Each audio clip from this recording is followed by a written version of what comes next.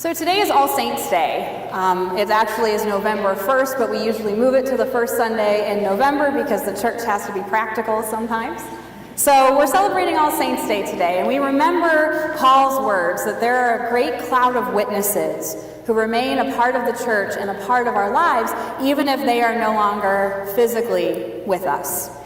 So today we hear Jesus teaching about the resurrection in Luke's gospel. And it was interesting, I briefly talked to Chris this morning as our liturgist, and he said, boy, I can't wait to hear what you do with this one, because it's a really complicated passage. It's not one of those Bible passages where you read the first time and you're like, duh, I know what Jesus is talking about, because frankly, I've read it like 10 times this week, and I'm still not sure that I immediately am understanding what he's trying to say.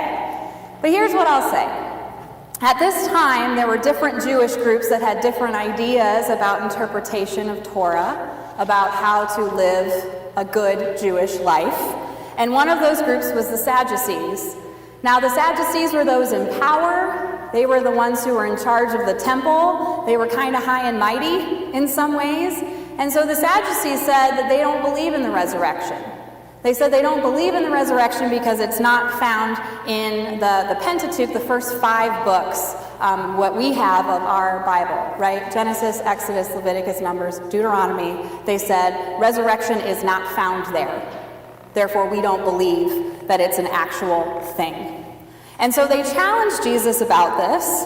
And what they say is, you know, in Mosaic law, Jesus, how a woman gets married and she doesn't have any children, and her husband dies, and it's only proper and appropriate that her brother, then the husband's brother, marries that woman, right? And so this went on down the line. This poor woman had 7 husbands.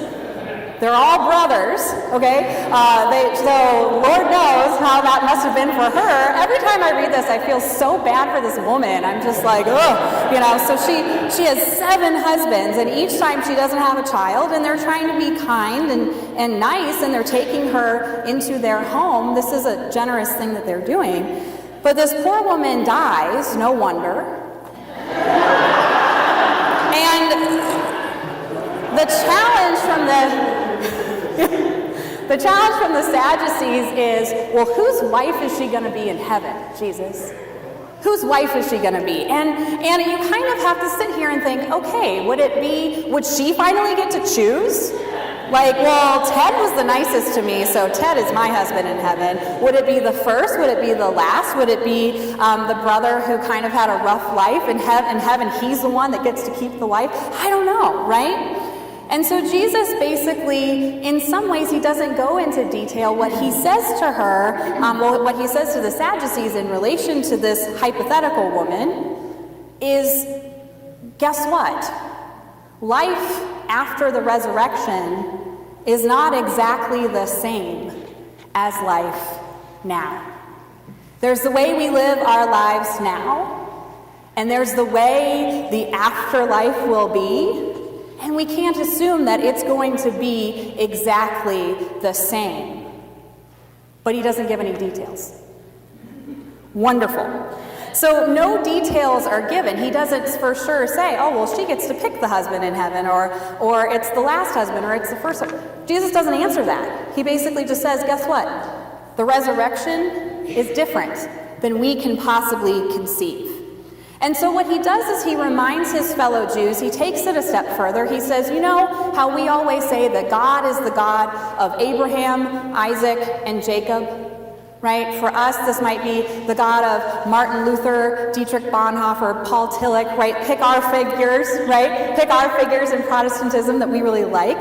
Well, what Jesus was saying is that, guess what? God is still the God of Abraham, Isaac, and Jacob, even if they're no longer living. Because God is God of the living, and God is God of the dead. And so our faith ancestors become this great cloud of witnesses that I think we can turn to for inspiration, for courage, for wisdom, and so much more. That's why I love All Saints' Day. Because it's this reminder that people that we may have lost this past year, just because they're not physically here, doesn't mean their memory is not eternal. doesn't mean that we can't hold on to those momentous moments that we've had with them in our lives. So what we would say in Christianity and what Jesus was teaching in Judaism at that time is that God is with them, God is with you, God is with us. This whole idea that resurrection wipes out everything, well, we really don't know. So I'm conscious that it's All Saints' Day today, and I'm also conscious that Tuesday seems like a pretty important day, and it's not just important because my sister's turning 33. It's important for our country, and so what I was thinking, in some ways I have had colleagues all week who have termed today, it's like the Sunday before the Tuesday, right? So what do you possibly say on a day like today when I think anxiety may be high, when we may have some fear, when we may feel really uncertain? And the truth is, on Tuesday, hopefully, Tuesday night, Wednesday morning, we will know who our next president will be, Donald Trump or Hillary Clinton. And I think fear is present, I think anxiety is present, and I think those feelings are permeating various aspects of our lives. So I'm a historian at heart, and I was thinking, let's look to our past just a little bit today for wisdom and courage in these tumultuous times. And so for me, I spent this week looking at past presidents and thinking about some of the presidents I've really admired and what they had to overcome, the culture or the situations where they were inheriting office. Because I think they have something to teach us today. So just like we have all saints that we're remembering today, I want to think a little bit about our American saints. So I want to start off with President George Washington, who happens to be my favorite president. And I think it's important to remember that George Washington wanted nothing more than after the American Revolution to go retire to his farm in Mount Vernon, Virginia. He wanted nothing more than to go back home. He had been fighting a war for 6 years. He, of course, was commander of our army, and he really wanted to just go home and retire. But his country needed him. And so he kind of came out of retirement, he answered the call to service, and when the Electoral College elected him unanimously to be our president in Philadelphia, he said yes. But here's what I find fascinating, and here's what we may not remember. George Washington hated political parties. He thought political parties would inevitably divide our country. And he really struggled with, even in his cabinet, Hamilton and Jefferson had very different ideas about who would be good American allies. So he was really concerned that he was already starting to see his own cabinet divide.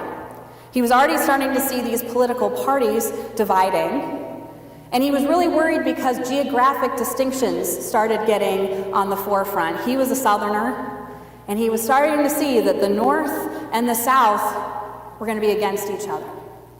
And so in his farewell address, what he said to the country was, please don't have excessive party spirit,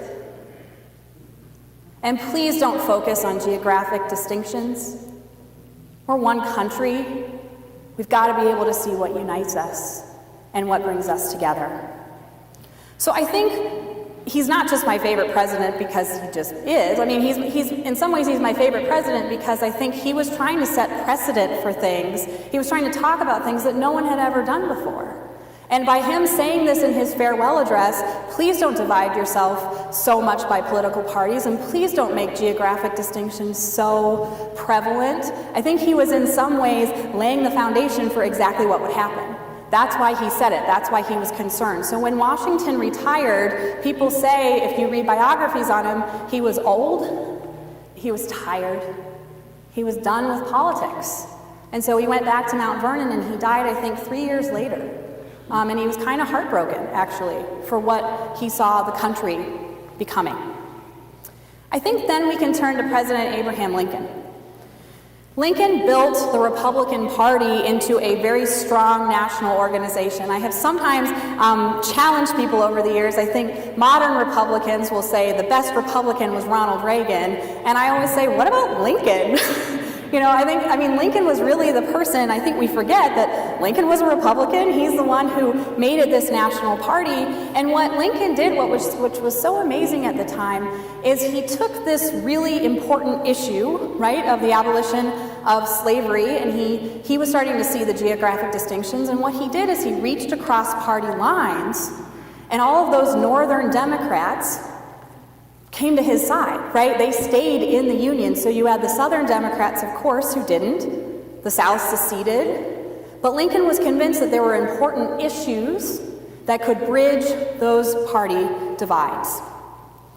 And I think, the South became another story entirely. That forewarning that Washington gave us sort of came to fruition, of course, in the Civil War. But I think there's something to be said that we can be united around really important issues, whether it's united despite our geography or despite our political parties, or even sometimes, labels that we may uphold and have. Lincoln was, believe it or not, someone who united those who saw the light, if you will. I think in modern times we can also turn to George H.W. Bush and Bill Clinton. George H.W. Bush ran for re-election and he lost. Bill Clinton came into office. And as opposed to it being a nasty transfer of power, it wasn't at all. A letter has been making its rounds on the internet lately. I don't know if you've seen it, but Bush wrote a really supportive letter to Clinton on presidential stationery that he left for him in the Oval Office. And I want to read it to you because I think it shows that spirit of generosity, and it shows a spirit of civility that we have lost in this election.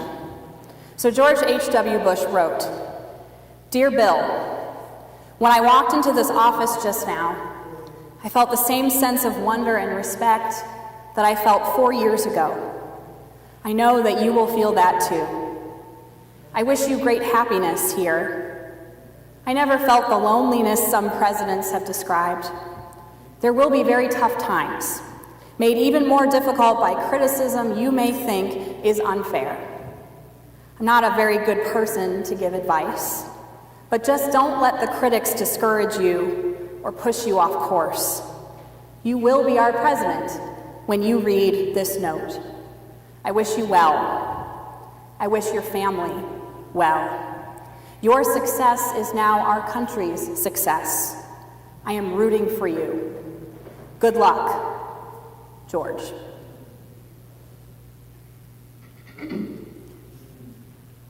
It's hard to imagine how much we have become, I think, off course for what our founding fathers intended.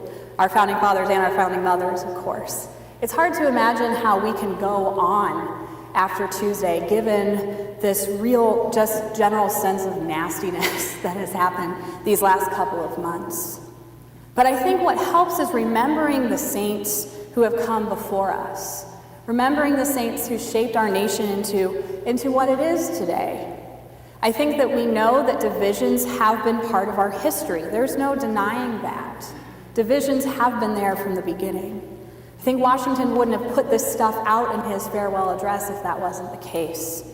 But I also think that doesn't mean that we can't discover what will unite us, that we can't go to our deeper values and really start to heal and reconcile after Tuesday.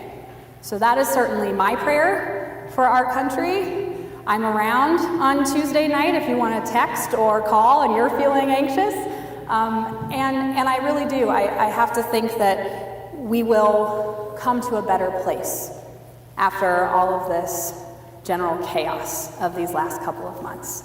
That is my prayer and my hope. And let it be so with us in our various aspects and in our various lives working to make that happen. All this we ask in Christ's name, and thanks be to God. Amen.